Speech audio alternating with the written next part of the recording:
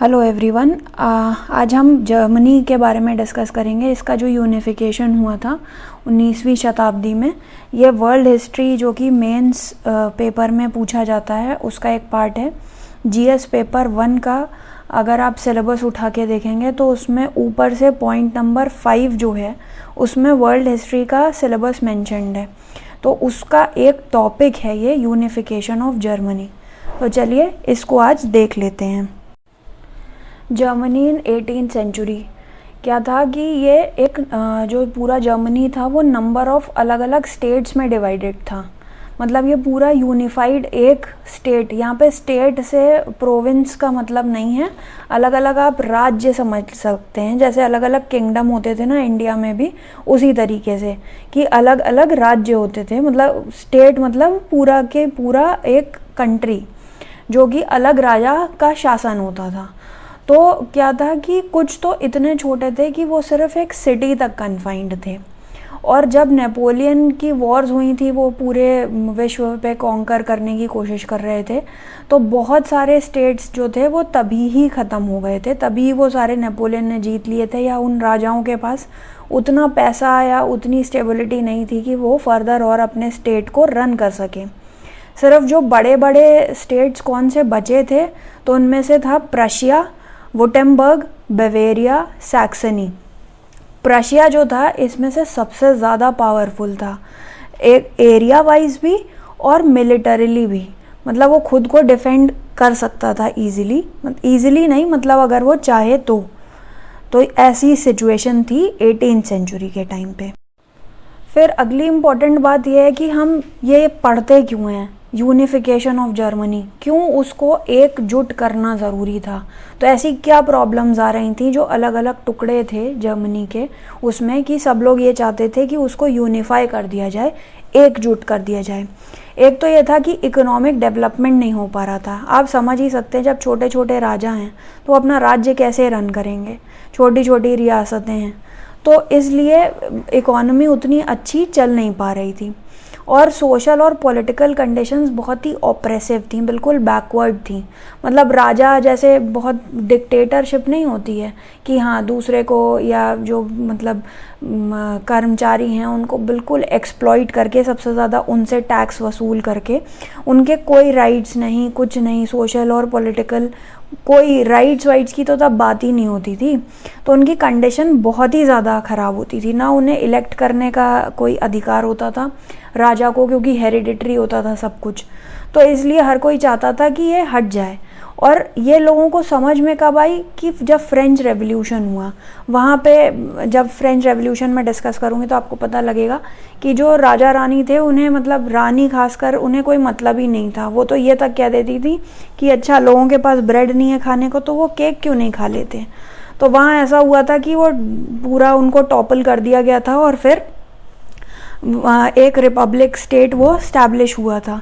तो उसी के ही पास में जर्मन स्टेट्स थे, तो वहाँ पे भी लोगों को समझ में आया कि अच्छा ऐसा भी हो सकता है, हम इन चीज़ों के खिलाफ आवाज़ उठा सकते हैं। हमारे पास अगर रहने को खाने को नहीं है तो ये जिम्मेदारी एक किंग की बनती है या क्वीन की बनती है। तो इसलिए अनरेस्ट होना शुरू हो गया था। लोग क्योंकि अपनी डिमांड्स रखने लग गए थे और राजाओं को ये मंजूर नहीं था कि हम कोई डिमांड क्यों मानेंगे इनकी, हम तो ऑटोक्रेटिक शासन चलाते हैं। दूसरा क्या था कि एक जर्मनिक कॉन्फेडरेशन क्रिएट किया गया था, जिसका कि पार्ट था अलग अलग जर्मनी के जो स्टेट्स थे वो, और ऑस्ट्रिया भी। लेकिन हर स्टेट जो था वो अपने आप को इंडिपेंडेंट ही रखना चाहता था। इसीलिए जो कॉन्फेडरेशन बना था ये बहुत ही वॉलेटाइल सा था। मतलब कोई भी वो एकजुट वैसे रहना नहीं चाहता था, हर कोई उससे इंडिपेंडेंट होके वापस से अपनी रिप्रेसिव पॉलिसी चलाना चाहता था। फिर क्या हुआ कि 1848 में जो रेवोल्यूशनरीज थे वहाँ के जर्मनी के अलग अलग स्टेट्स के, उन्होंने रिवोल्ट किया कि हमें राइट्स चाहिए, हमें पॉलिटिकल राइट्स दो, सोशल राइट्स दो, रहने की खाने की व्यवस्था आप करके दो, और अगर नहीं सक्षम है ये कर पाने के तो हम किसी ऐसे व्यक्ति को चुन के लाना चाहते हैं, एक डेमोक्रेटिक गवर्नमेंट स्टैब्लिश करना चाहते हैं। तो क्या हुआ कि फ्रैंकफर्ट में, फ्रैंकफर्ट भी एक जगह थी, मैंने आपको पीछे के मैप में दिखाया था, यहाँ पे ये देखिए, ये रहा फ्रैंकफर्ट, आप यहाँ से देख सकते हैं।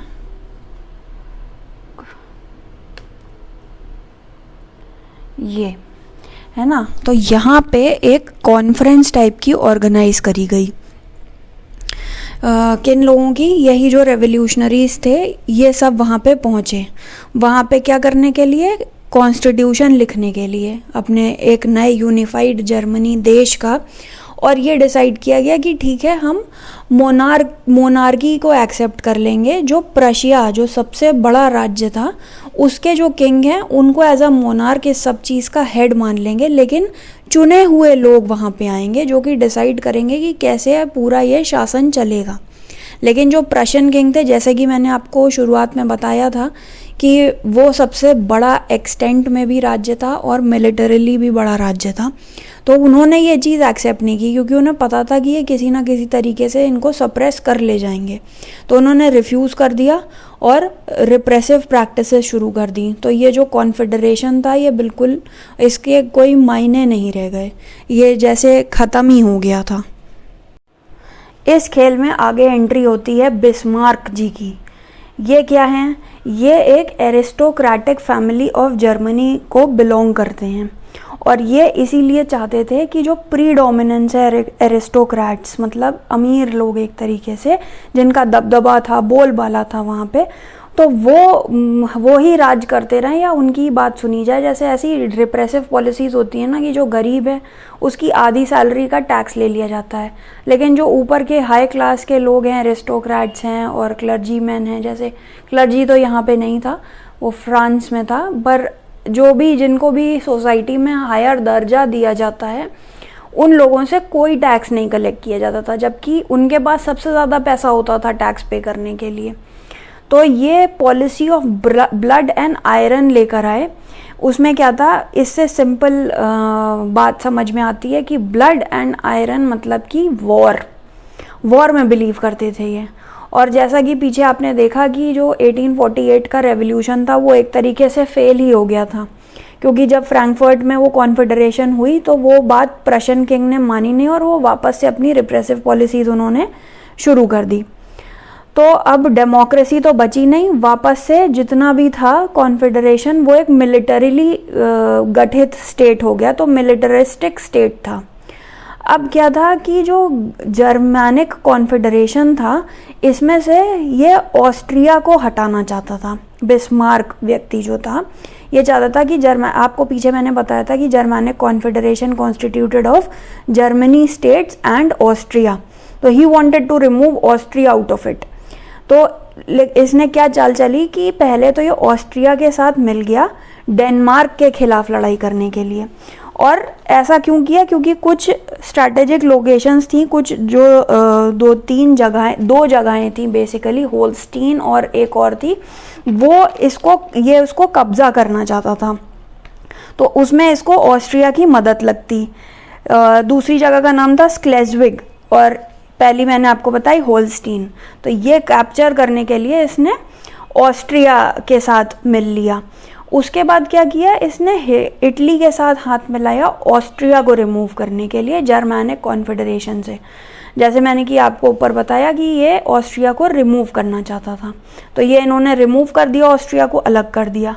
तो जो नॉर्थ जर्मनी के 22 स्टेट्स थे, तो 1866 में इनको एक साथ कॉन्स्टिट्यूट कर लिया गया, इनको एक साथ यूनाइट कर लिया गया और ये एक तरीके का जर्मनी बनाया गया।